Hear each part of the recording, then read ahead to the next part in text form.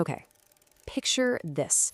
Have you ever spent an entire evening with people who genuinely like you, doing things you ostensibly enjoy, only to come home feeling completely hollowed out? Not just sleepy, but drained at an absolute foundational level. Well, today I'm going to step in as your personal psychologist.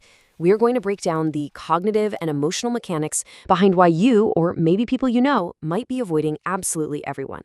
We're going to make sense of that exhaustion together in this explainer. So, let's get started. I want you to imagine this visceral, real-life scenario for a second. Your name pops up in the group chat, and honestly, before you've even read what it says, something shifts inside you. It's not exactly panic, right? But it's more like the gears just suddenly start grinding. You immediately start calculating, what's the right thing to contribute here? How long is too long to wait before responding? Does my response even matter? And suddenly you're overthinking a conversation that, quite frankly, has already moved on without you. By the time you finish that entire mental loop, 3 other people have already replied. The moment is closed. You set your phone face down, and what you feel, weirdly enough, is awfully close to relief. Section 1. The group chat trap. Okay, let's dive into this. Because if that group chat scenario resonated with you, I want to validate exactly what you are experiencing right now. There is a type of person who experiences social life as something that requires a very particular, very intense kind of energy. And just to be totally clear, this isn't just your basic introversion, the simple I need a nap concept you see printed on canvas tote bags. No, we're talking about a specific, profound energy drain. A lot of this exhaustion actually lives right here, in the gap between two very different states: who you are when nobody's watching versus who you become the exact moment someone else enters the room. When you are constantly shifting from your authentic resting state into a performative state, well, that is exactly where the exhaustion actually originates. Section 2. The cost of self-monitoring. To really wrap our heads around why this happens, we need to look at the clinical framework. Because this isn't just a quirky personality trait. It is a highly measurable psychological phenomenon. The core concept here is called self-monitoring. It's officially defined as the degree to which people edit and manage how they are coming across in social situations. Now, this sits on a spectrum, right? We all do it a little bit. But at the higher end of that spectrum, socializing fundamentally changes. It literally stops being about human connection, and it morphs into this intense, continuous act of management. And this brilliantly illustrates the mental toll I'm talking about. Think about what that management actually looks like in practice. You aren't just talking to someone. You are tracking their tone. You are reading their microexpressions. You are aggressively editing what you are about to say against what you think will actually land well with the group. And the kicker? You're doing all of this while trying to look like absolutely none of it is happening. That is a massive amount of cognitive overhead. And after years of this being your baseline cost for simply being around other people, you don't wake up one day and make some dramatic decision to isolate. Instead, you undergo this slow, quiet renegotiation with your own limits. It happens so gradually you barely even notice you've stopped showing up. Section 3. Rejection sensitivity and hypervigilance. So that covers the cognitive load, but there's actually another thread here, arriving from a completely different psychological framework. We're talking about rejection sensitivity. And this isn't just a general, everyday weariness around being disliked. It is a hair-triggered defense mechanism. It's a way of reading social situations that is actively trained to expect rejection or hurt far more strongly than the situation actually warrants. Let's say you send a text to a friend and don't hear back for a day. You don't just casually wonder if they're busy. No, the story you construct in your head is thorough, it is damning, and it feels a lot more like a factual memory than just speculation. Because of this, avoidance becomes an airtight, preemptive logic.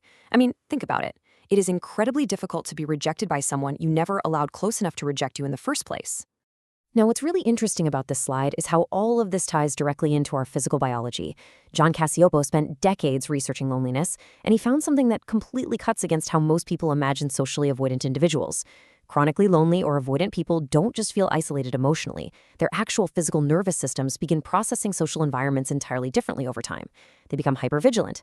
They literally become faster at detecting threat cues in tone and facial expressions. They notice absolutely everything, and they use that real-time data to locate the social exit long before they actually need it. Which leads us to this startling paradox. The people most associated with avoiding others are frequently the ones paying the closest attention to them. That is such a strange, profound thing to sit with, isn't it? At some point along the way, attention and trust simply stopped traveling together. And that specific gap, the space between paying incredibly close attention to someone and actually trusting them, is exactly where a whole lot of this avoidance lives and breathes. Section 4. The introspection trap.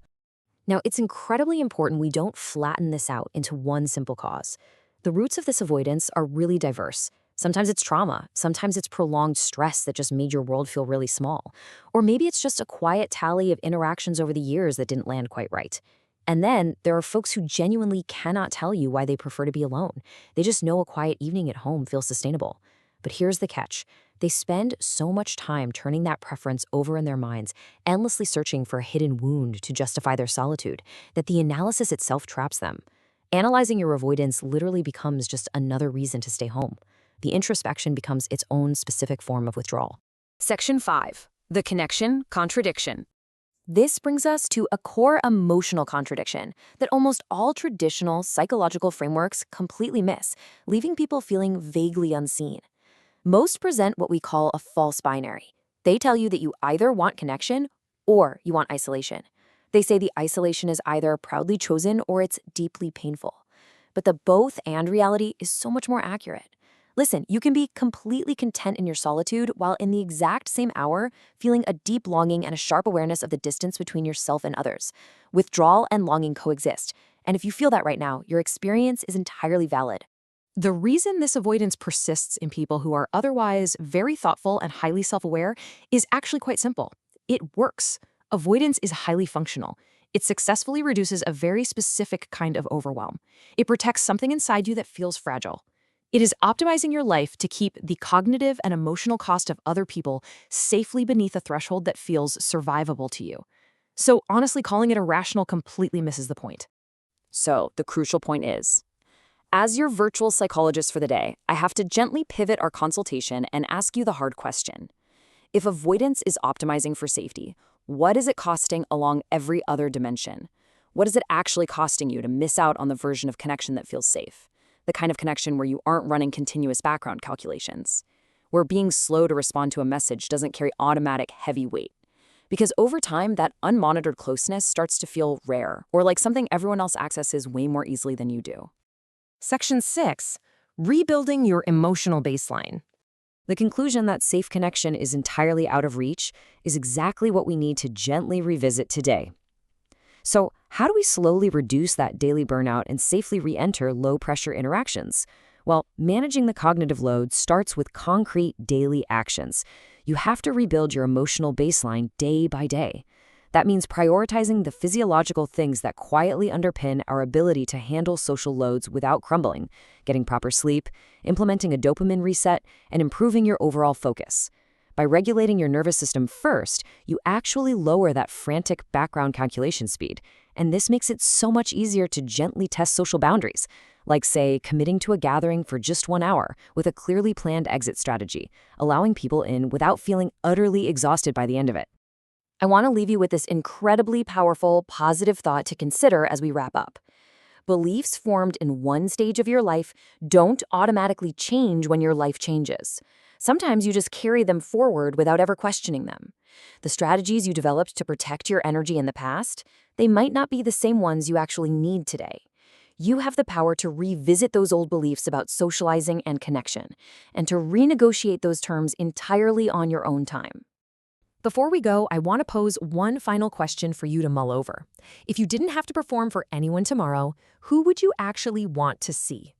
Thank you so much for joining me for this explainer. If you usually don't see yourself reflected in this kind of content, please know you are seen and your experience is so valid. Make sure to subscribe and hit the notification bell so you don't miss our future explainers. We will see you in the next one.